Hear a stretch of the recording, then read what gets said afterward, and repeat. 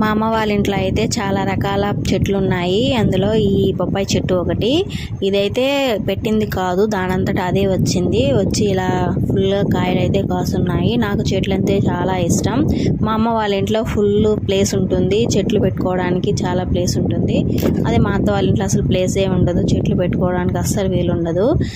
ఇక్కడ నేను దోరగా పండుంటే కోసి ఇంకా పెట్టేస్తున్నాను. మొన్న అయితే మంకీస్ వచ్చి ఒక 4 కాయలు అయితే తెంపుకొని వెళ్ళిపోయాయి. అందుకని ఈరోజు ముందుగానే జాగ్రత్తగా కోసి పెడుతున్నాను. బొప్పాయి కాయలు అంటే నాకు చాలా ఇష్టం. అసలు ఈ కాలం పిల్లకాయలు ఫ్రూట్సే సరిగా తినడం లేదు. మా పాప అయితే అస్సలు ఏమీ తినదు, ఏ ఫ్రూట్ ఇచ్చినా తినదు. జామకాయ అయితే కొంచెం ఇష్టంగా తింటుంది అంతే.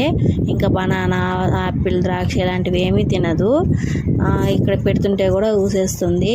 అప్పటి కాలం పిల్లలకి ఏది పెట్టినా తినేవాళ్ళు. ఇప్పటి కాలం పిల్లకాయలు ఏది పెట్టినా వద్దు అంటున్నారు. చాక్లెట్స్ మాత్రం ఇష్టం.